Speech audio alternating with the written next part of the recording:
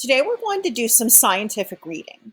I found this scientific article, and I'm going to tell you about the reasons I chose this article and some of the thinking that I did as I was reading this article. So, this article caught my attention for several reasons. One of them was this first word, dangerous. This word grabbed my attention right away, made me feel like it might be something that I'm interested in. As I kept going, I realized that the next word, pathogens, also really grabbed my attention. So, dangerous pathogens made me want to learn more. I know that pathogens are things that can cause illness, things that can cause disease, like germs and bacteria. So, dangerous pathogens live in shower heads. That definitely was something I wanted to learn more about. I want to know what kind of bacteria, what kind of illness causing germs are in my shower head in my shower. So before I moved on, I wanted to make sure that I knew a little bit about where this article came from. So this article says by Seeker. Seeker is not the author. Seeker is the website that found this article. So that's okay. Seeker is an okay website, so I'm all right with reading that. And then I noticed that this article was published on September 14th, 2009. That was almost 10 years ago. It's a really long time. So I know that some of the information in this article might be out of date. So I'm going to keep that in mind as I read. So as I scroll down, I see that this article includes a photograph, and it gives us a caption that goes along with this photograph to tell us a little bit more about it. This is the name of the photographer. It says mycobacteria, close relatives of the bacterium that causes tuberculosis, found in a shower head. So this is a picture of bacteria that was actually found in someone's shower. And because of what it says, I know that mycobacteria is a kind of bacteria. It's a kind of bacteria that can cause tuberculosis, or it's like the bacteria that causes tuberculosis. And I know tuberculosis is a disease of your lungs.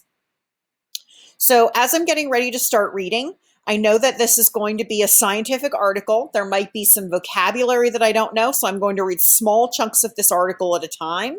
And then I'm going to think out loud. I'm going to make sure that I'm being metacognitive and I understand what I'm reading.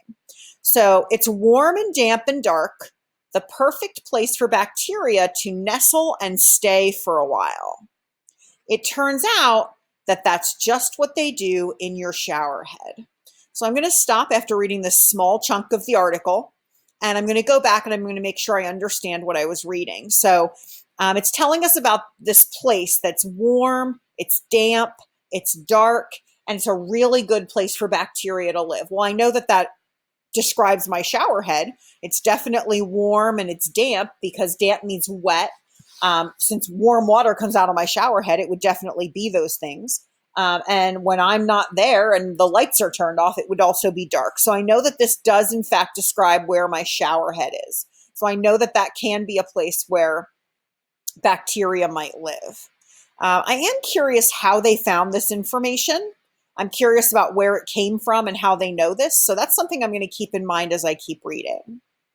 What's more, says a new study, the mucky film of microorganisms lining the inside of your shower head often harbors bacteria that can cause lung disease, including a cough, fever, fatigue, and weight loss.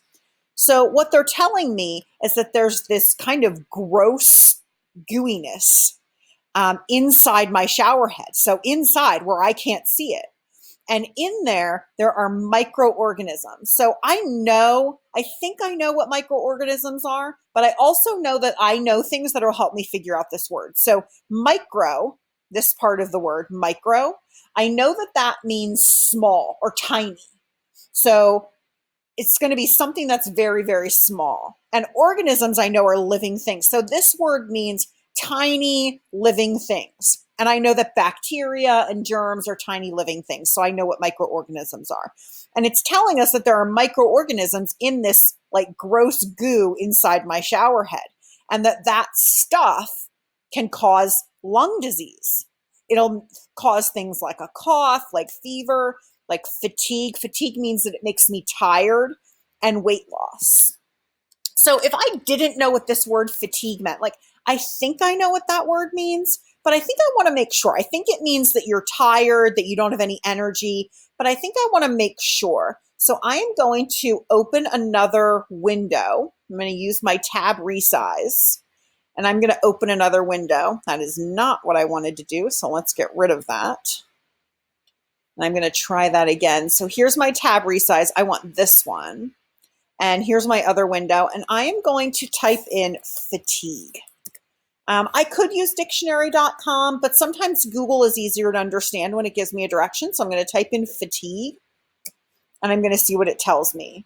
And it is not giving me a definition, so I'm going to include definition. There we go. So, and I was right. Here it says fatigue, extreme tiredness resulting from mental or physical exertion or illness. So I know that it means that you're super tired. Right here it says that you're weak.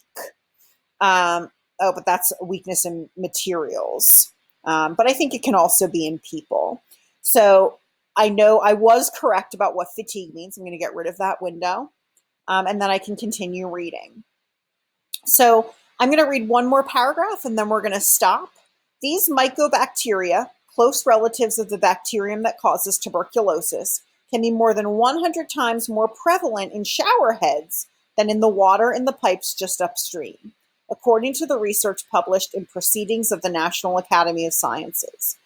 So this is going back to that photograph that we saw. Notice if I scroll back up to the photograph, this is where it was talking about that mycobacteria that causes tuberculosis. So this is what they're talking about in that article. I remembered seeing that in that photograph.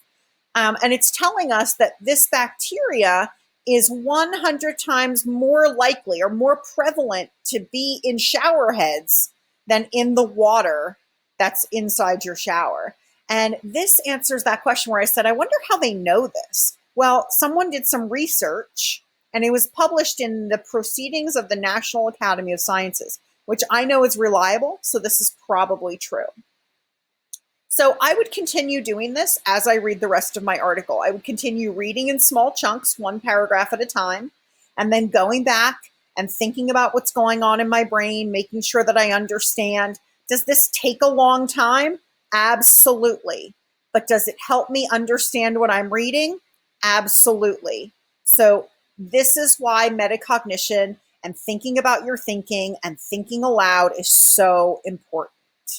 And it's so important that you are going to practice it as well. So go ahead and stop this video and look at what comes next in this task.